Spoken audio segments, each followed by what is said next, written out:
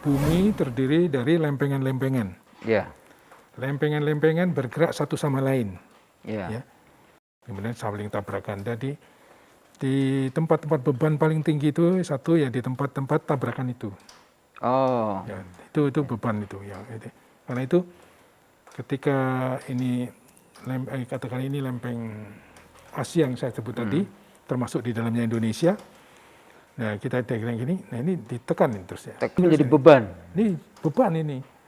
Bukan untuk mencari mengagumi hanya sekedar mengagumi penciptaannya itu, tetapi mencari tahu siapa di balik itu. Siapa di balik.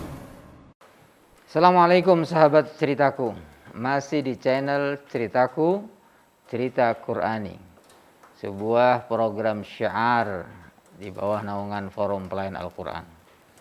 Kali ini kita akan meneruskan pada part ketiga bersama ahli bumi, yaitu Profesor Dr. Heri Harjono.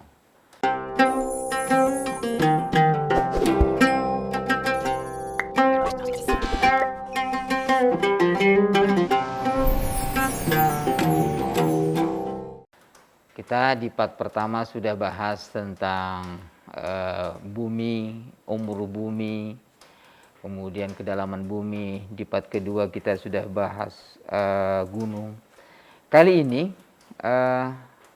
adalah kita ingin membahas terkait bagaimana bumi juga punya beban yang harus dikeluarkan tentunya. Kita akan langsung saja bertanya kepada Prof. Assalamualaikum Prof. Waalaikumsalam warahmatullahi wabarakatuh. Alhamdulillah. Alhamdulillah. Sehat selalu Prof ya. Alhamdulillah. Kita meneruskan part ketiga ini Prof. Iya ya. Bagaimana sebenarnya bumi ini mengeluarkan bebannya? Karena di surat Az-Zalzalah misalnya, wa akhrajatil ardu asqalaha. Dan bumi mengeluarkan bebannya. Asqal, saqil itu dalam bahasa Arab itu artinya berat. Jadi cukup berat ternyata memang bumi memanggul beban. Ini. Itu seperti apa, Prof? Ya gini, jadi tadi kan saya sudah ceritakan bumi terdiri dari lempengan-lempengan. Ya. Lempengan-lempengan bergerak satu sama lain. Ya. Ya. Ada yang ke kanan, ada yang ke utara, ke timur, ke mana kalau di kita ke barat, kemudian saling tabrakan. Jadi di tempat-tempat beban paling tinggi itu satu ya di tempat-tempat tabrakan itu. Oh. Ya, itu beban itu ya. Karena itu ketika ini katakan ini lempeng Asia yang saya sebut tadi, termasuk di dalamnya Indonesia. Nah kita bilang gini, nah ini ditekan ini terus ya. Tekan. Dan itu menjadi beban. Ini beban ini. Jadi kita sudah bisa ukur ya, katakanlah paling gampang, 1 tahun pergerakannya dari 5 cm per tahun. 5 cm, biar gampang hitungnya. Kalau 10 tahun, berarti 50 cm. 50. Ditekan gini 50 cm. Masya Allah. Nah ini nahan beban ini. Ini lagi-lagi ini lagi ya, kita nggak punya gambar. Ini nabrak terus ini. Dari dulu. Nggak berhenti sampai nabrak. Karena selalu bergerak. Nah, dia ini berusaha nahan ini. Ini berusaha nahan. Jadi kayak per ya. Pernya makin tadinya gini, pernya makin mampat ya. Iya. Pernya makin mampat gini. Per makin mampat. 5 cm 10 tahun. Nah kalau 100 tahun, berarti 500 cm ya. 5 meter sudah mampat. Kuat enggak ini menahan ini? Masya Allah. Kalau tidak kuat, dia mendalin. Nah itu ada gempa terjadi itu ya. Itu beban sendiri ya tiap tahun itu. Jadi di setiap pinggiran tabrakan-tabrakan lempeng itu di sebelah selatannya Sumatera, sebelah barat Sumatera kan ada pulau-pulau itu. Nah di pulau-pulau itu kelihatan tekanan-tekanannya itu kelihatan. Kita punya GPS di sana, punya pencatat gempa di sana. Ya. Kami ada di sana itu Libya. Sekarang saya sudah pensiun ya. Oh gitu. Ya. Terus dia sama ini terus ini sampai ke Jawa. Karena itulah. Nah biasanya gempa-gempa itu besar. Iya. 8, 9. Itu yang disebut orang megatrust, ingat ya? Iya. Dia dulu banyak postingan viral megatrust. Nah, Iya, iya, iya. itu di sini. Ini lempeng gini, ini atau ini Sumatera ini ditabrak, ini Jawa, ini megatrust. Gede-gede itu, 8, 9. Nah, kemudian bagaimana bisa tahu ini? Nah, semua gempa di Al-Zalzalah ya, itu kan bumi mengeluarkan beban-bebannya. Kemudian setelah itu bumi menceritakan keadaannya. Ya. Sebetulnya itu ada kaitannya dengan hari kiamat ya. Itunya. Itu hari kiamat ya. Tetapi mungkin di dalam konteks hari kiamat ini kita bisa tempat-tempat kecil ini sebagai kiamat kecil-kecil. Kiamat ya. kecil. Nah itu si menceritakan itu tadi, bumi menanggung beban, bumi mengeluarkan bebannya, dan kemudian bumi menceritakan keadaannya. Iya. Bagaimana ini? Nah ini bumi menceritakan keadaannya. Dia menceritakan keadaan ketika ditekan itu. Dan itu terekam semua di dalam batuan itu. Masya Allah. Jadi kita bisa lacak balik akhirnya. Ya, tempat-tempat tentu, tempat terjadinya gempa itu bisa dilacak balik sekarang. Bahkan sampai Nabi Lot, Nabi namanya? Ya, Nabi Lot ya. Nabi Lot, kita ya. ke yang mana? di balik itu mungkin gempa ya. Dan ternyata di wilayah sana Yordan sana banyak sekali gempa itu. Ya, ada banyak gempa-gempa dan semua gempa itu terekam di dalam batuan yang ada di sana. Iya, iya, betul. Jadi bisa dilacak balik. Sekarang itu mudah Mas Sarkasi ya. Mudah dengan penelitian ya. Dan tentu saja dengan lab ya. Yeah. Sekarang bisa diketahui kapan gempa itu terjadi, besarannya kapan berapa itu bisa diperkirakan. Kapan itu terjadi, misalnya terjadi sekitar 1000 tahun yang lalu itu bisa kita cari. Ya, sekarang udah itu. Nah, kalau gempa ini kalau di laut tentu saja menimbulkan tsunami. Tsunami. Yang besar-besar itu menimbulkan tsunami ya. Ya. Umumnya skalanya 8, 9, bahkan 7 juga ada yang gempa ya. Tergantung. Tapi di kita umumnya lebih dari 8 kayaknya setelah. Iya, iya, iya. Bahkan ada yang 8,1 tidak ada, itu juga tergantung dari gerakan matahari itu. Itu bisa dipelajari semua. Ya itu bisa. Jadi semua itu terekam dengan baik di batuan. Jadi kalau di Sumatera itu LIPI dengan beberapa institusi luar negeri dulu melakukan, baik dari Amerika dengan Singapura sekarang penelitian mereka itu melacak balik gempa-gempa masa lalu. Ya.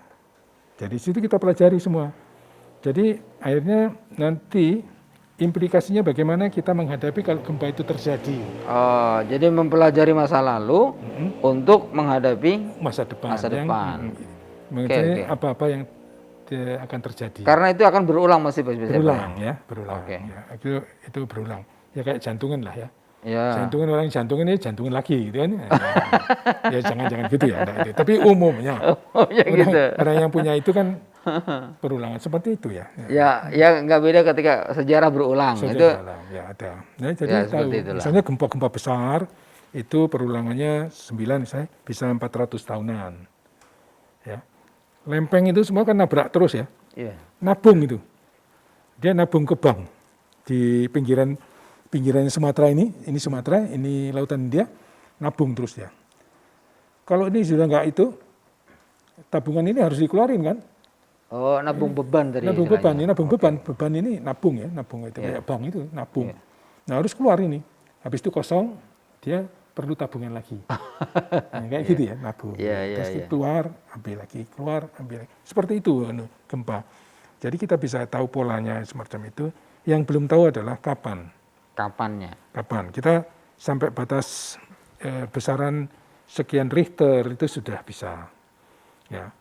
Ada kekuatannya terukur, bisa diukur, tapi kapannya ini yang masih kapannya yang masih itu ya. Jadi yang itu apa namanya? Kapan yang belum tahu. Ya. Kekuatan itu bisa kita ukur sekarang ya. Okay. Nah, dengan kekuatan bisa ukur, implementasinya apa? Implikasinya apa? Ya kita bisa berikan kepada para engineer. Akhirnya dibikinlah satu peraturan bangunan tahan gempa. Istilahnya manajemen bencana lah ya. Manajemen bencana itu sudah bagus macam itu ya. Sebenarnya bahan gempa, kalau bendungan harus memakai ini, itu kalau terutama bangunan-bangunan tinggi ya. Ya sebenarnya bangunan rumah-rumah biasa itu asal ini menurut para civil engineer umumnya yang rusak-rusak itu karena strukturnya yang kurang baik. Strukturnya kurang bagus. Nah jadi kita harus ya akhirnya memang harus berdisiplin ya. Termasuk misalnya daun pintu tuh harus keluar ya? Ya itu teman saya orang Jepang, daun pintu istrinya orang Jepang dia. Kalau kita kan daun pintu ini daun saya. pintu masuknya ke dalam nih? Ya ini salah saya sebenarnya. Ya artinya tidak. Kalau di daerah gempa harusnya pintu ini keluarnya ke sana. Jadi gampang, gitu gampang. Ya, misal gitu ya. Jadi itu perilaku untuk manajemen bencananya gitu ya. Yang sering banyak itu ada perilaku. Kita sudah tahu apa namanya ada tsunami misalnya, tapi kita ini akan ada tsunami. Sebetulnya tidak perlu kita datangin laut kembali. Ada laut susut laut nggak gitu? Kan dia udah waktunya habis itu ya. Waktunya habis. Ya sebetulnya begitu ada gempa daerah-daerah pantai itu mereka harus menyesuaikan diri. Oke. Ya karena itu nggak perlu dilihat susut nggak gitu. Nggak usah laut ya. Baliknya malah. Saya kepada teman-teman semua juga rekan-rekan masyarakat sebenarnya kalau ada gempa ya para pakar itu memberikan. Memang nggak repot sekarang ya. Karena informasi itu begitu terbuka. Sedang masyarakat para ilmuwan ini kan bikin publikasi, publikasinya keluar dibaca-baca banyak orang, terus muncul di mana-mana di media sosial dan sebagainya. Itu, tetapi masyarakat harus banyak belajar. Saya kira masyarakat tidak perlu khawatir berlebihan. Tetapi setiap kita tahu seperti itu, maka kita harus bisa membiasakan diri. Ketika ada gempa, apa yang harus kita lakukan? Ya, kita harus latihan itu, ya, harus latihan. Ya, kita kan nggak pernah latihan itu. Nggak pernah latihan di sini juga ada latihan itu. Semua jarang latihan ya. Tapi di saudara-saudara kita yang pernah di Jepang mungkin tahu itu ya. Istri teman saya yang orang Jepang itu juga dia pernah ada gempa di Bandung itu seluruh orang keluar kecuali dia. Karena dia tahu gerakan-gerakan sudah terbiasa di Jepang, gerakan ini cuma sekian. Jadi gitu. Ya dia tidak spontan lari gitu tidak, tapi dia tahu sudah bisa ngukur ini seperti ini. Nah semacam-macam itu yang harus kita tularkan pada masyarakat ya. Ya jadi tidak takut berlebihan gitu ya. Tapi memang sekarang susahnya itu hoax juga banyak ya. Iya. Nah, jadi ketika pakar atau ahli ini memberitahu tentang potensi, itu sudah banyak. Wah, dibumbuin macam-macam nih, bergulir ya, gitu. Bergulir ya, yang itu. Memang kadang-kadang juga ada pihak-pihak tertentu yang membuat biar orang panik. Ya. Nah, Prof, terakhir ini Prof. Ya semoga ini bicara tentang bumi, ada nggak perilaku kita yang di atas bumi ini, perilaku manusia berpengaruh pada bumi nggak itu? Iya, kalau lihat dari sumber Al-Quran, iya. Oke. Itu ya. Nabi Lot, udah itu Nabi Lot itu sudah itu banyak sekali ya di dalam Quran. Cerita Nabi tentang Fir'aun. Betul, ya, betul. Banyak. Bagaimana Allah mendatangkan musibah ya, bala ya. Nah, terus kemudian itu yang itu menurut saya begini memang saya cerita bahwa itu bukan peringatan Allah itu tidak main-main ya, pasti benar ya. Iya. Nah, saya mengambil sikap. Ya. Apa yang itu saya begini, ketika ada gempa atau katakanlah satu daerah ini memang udah potensial gempa ya. Ada 2 segmen besar gempa. Kalau 2 segmen ini pecah 9,0. Tapi kalau gempanya pecah satu-satu lebih kecil dari itu, mungkin 7,9, 7,8. Yeah. Nah, saya sering ditanya sama ibu-ibu itu, majelis taklim, agak susah juga ya. Tapi saya bilang gini, apa yang kita ilmuwan lakukan itu ada pendekatan itu ya. tidak persis 100% sama dengan modelnya Gusti Allah. Detailnya pasti nggak sama lah. Nggak sama lah. Allah pasti detail. Ini perkiraan-perkiraan. Ini sudah cukup untuk mula gitu deh. Iya, oke. Nah, sehingga kita tidak bisa 100% itu. Iya. Jadi apa namanya? Bahwa ini gempa akan pecah sekian itu tidak. Ya. Jadi apa itu yang delta X itu? Saya katakan pada mereka, delta X itu doa ibu-ibu, doa bapak-bapak sekalian. Masya Allah. Ya, karena apalagi yang kita berbuat? Kita sudah tahu gini, ilmuwan tahu gini, ini, apalagi kita? Kita sudah berusaha untuk itu, kita tinggal tawakal dan kemudian berdoa pada Allah. Orang yang menafikan itu, boleh-boleh saja. Iya, itu. Tetapi kita sebagai kaum itu banyak cerita. Ya, pengalaman saya di Jepang ya. Saya riset terakhir sebelum pensiun saya di Jepang sama teman-teman Jepang. Jepang itu ketika itu 7,8 itu kurang apa Jepang? Dengan peralatan yang begitu itu teman-teman saya tahu saya dekat sekali teman mereka itu ketika sebetulnya gempa yang tahun 2011 itu sudah betul itu 7,8. Tapi cuma sebentar. Tuh, habis itu muncul 9,0 meloncat. Tambah besar. Itu yang besar. Ternyata yang pecah bukan satu, tapi lebih dari satu loh. 5 kalau nggak salah. 5 segmen pecah bersamaan. Masya Allah. Nah itu yang kita sebagai ilmuwan, ada batasnya. Ada batasnya. Menurut hemat saya, ada batasnya ketika saya tidak mampu itu kan juga sama. Coba kamu lihat di Al-Muluk ya. Iya. Coba kamu teliti, adakah cacatnya? Itu punya Allah loh ya. Tidak ada. Tapi kalau apabila kita mungkin ada cacatnya. Nah yang kita jaga adalah itu. Jadi menurut saya ada keyakinan saya. Ada ya, perilaku kita itu akan berpengaruh, Prof. Ya, toh kalau memang itu saya suka Gusti Allah nunggu. Gusti Allah nunggu. Itu di novelnya Tolstoy. Tolstoy itu sastrawan Rusia. Silahkan kamu bekerja semaumu lah. Tapi Gusti Allah nunggu. Ya. Dan itu hadis Rasulullah. Hadis Rasulullah kan? Ya, mungkin itu dari Tolstoy itu. Ya, malu masyitum fa innaka majziyun bih. Ya betul. Kerja semaumu terserah. Tapi tetap Allah balas itu. Kayak sepertinya Tolstoy itu terinspirasi dari hadis Rasulullah. Rasulullah. Kalau nggak salah ya begitu. Ya, tapi seperti itu. Jadi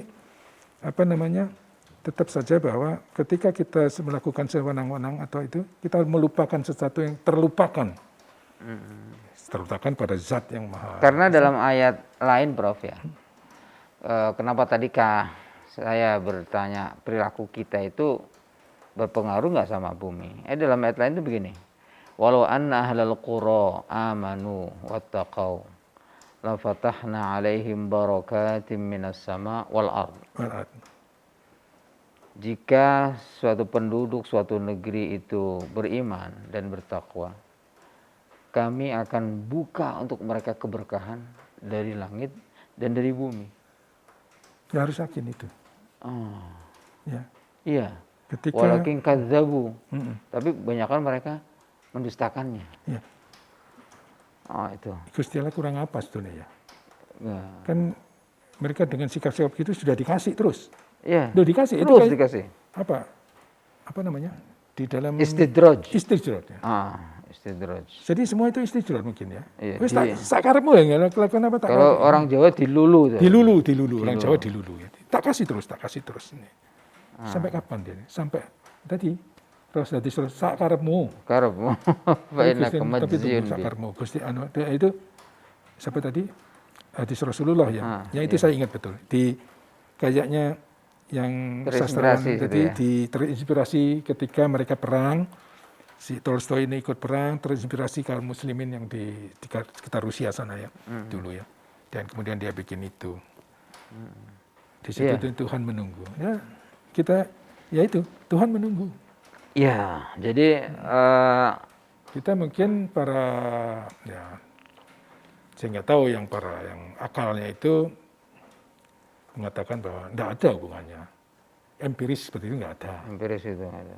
Ya, kalau nggak kan ini ada. Tapi kan Allah sebetulnya ujian kita itu.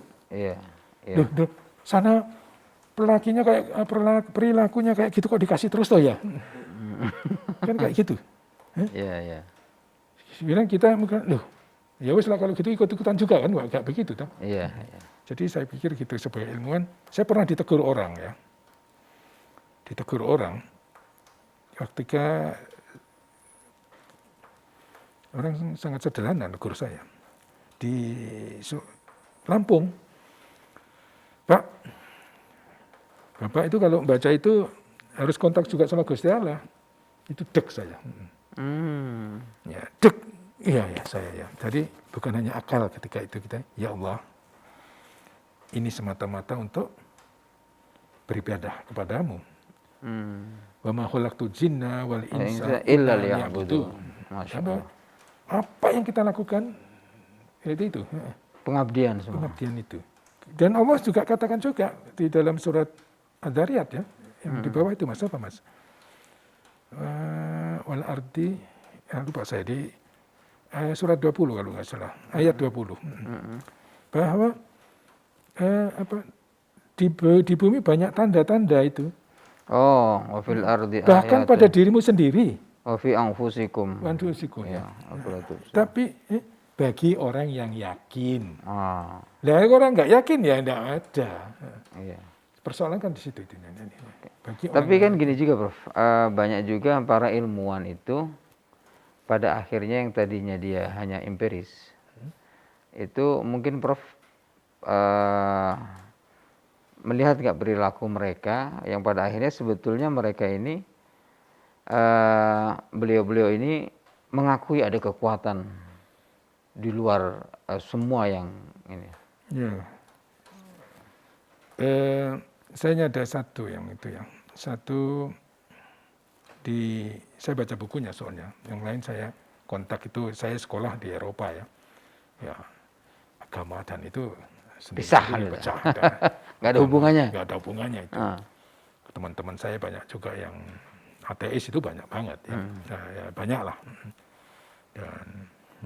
Dan mereka memisahkan itu dan ini gitu.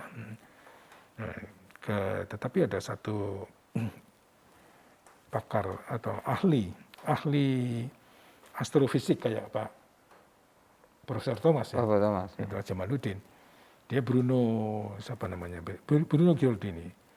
Dia pelajari itu sehingga dia sekarang memimpin salah satu institusi mengenai kajian-kajian Islam itu. Oh gitu? Ya. Dari dia nggak percaya? Ya, dia ingat itu dia mungkin hampir saya lulus 89 ya. Dia lulus lebih dulu kayaknya dari saya. Di Universitas Paris 11, dia Paris 7 kalau nggak salah. Oh. Nah, dia tapi ini dia perjalanannya bukan main ya setelah itu ya. Perjalanan Profesor Bruno ini ya. Bruno Giordini ya. Astrofisik yang banyak. Jadi yang saya suka itu adalah di dalam mempelajari Al-Quran dan jagat raya ini, bahwa di Al-Quran kita punya makna-makna. Allah menunjukkan ikilo dalani ya. Kamu pahami, kamu yakin tentang ini. Banyak cerita-cerita, kisah-kisah. Kisah-kisah itu pasti kisah pilihan tuh ya. Pasti. Dalam Quran sekian, tapi kisahnya pilihan itu. Ahsanal qasas. Ya. Sebaik-baik kisah ya. Nah itu pilihan. Dan kemudian di sisi lain kita punya itu, tetapi di sisi lain kita punya fakta-fakta di lapangan. Fakta-fakta di lapangan ini mestinya ya berdiri sejajar, bersini begini, saling itu untuk bertemu di puncaknya itu nantinya. Oke. Ya, jadi ini ada makna-makna yang atau dikandung dalam Al-Quran tadi. Dan di sini itu ya gunung-gunung yang berjalan seperti itu makna-makna ya. Itu artinya signal-signal Gusti Allah. Dan kita harus dalami makna itu. Di mana makna itu? Di dalam jagat raya ini. Saya menggali-gali itu, terbang di atas itu, melihat di dalam ada apa. Itu adalah fakta-fakta ini. Nah, fakta-fakta ini mestinya ya mengerucut untuk menjadi satu. Jadi bukan untuk mencari mengagumi, hanya sekedar mengagumi penciptaannya itu, tetapi mencari tahu siapa di balik itu. Siapa di balik? Untuk mengagungkan asma Allah itu. Luar biasa. Ya, untuk mengagungkan asma Allah itu ya. Ya itu tadi yang saya ditegur orang tadi. Bapak ini kalau penafsiran, penafsiran ya. Iya. Kalau ini mungkin ditafsirkan ini gempanya kekuatannya sekian kita. Harusnya juga langsung itu Pak. Apa namanya kontak Allah. Ya, tapi saya terus itu ya itu. Artinya ya Allah, apa yang kami lakukan ini semata-mata pengabdian kepadamu. Ibadah kepadamu. Wa ma khalaqtul jinna wal insa illa liya'budun. Masya Allah. Saya kira ini closing yang bagus, teman-teman sahabat ceritaku, bahwa keilmuan yang sudah kita dalami dari ayat-ayat kauniyah ini semestinya bukan saja kita mengagumi ciptaan ataupun yang kita lihat dalam yang terjadi ini imperis ini, tapi mendekatkan kita kepada siapa di balik itu semua, bahwa ada yang maha sempurna, yang maha perkasa, yang maha teliti, maha detail, maha halus dan ini tercermin dari ciptaannya. Dialah Allah Subhanahu wa taala. Tuhan kita, Tuhan alam semesta, Tuhan Rabbul Alamin. Saya kira itu Prof ya. Ya.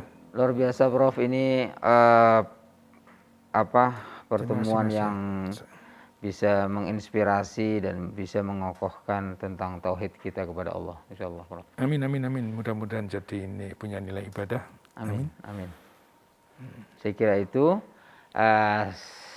Silahkan ikuti kami terus di program Nanya Ahlinya, karena kita akan selalu dan berusaha mendatangkan para ahli di bidang tertentu untuk lebih dalam semata-mata untuk mengkaji nilai-nilai Al-Quran, nilai-nilai agama kita, untuk menguatkan tauhid kita kepada Allah Subhanahu wa taala. Assalamualaikum warahmatullahi wabarakatuh. Waalaikumsalam warahmatullahi wabarakatuh.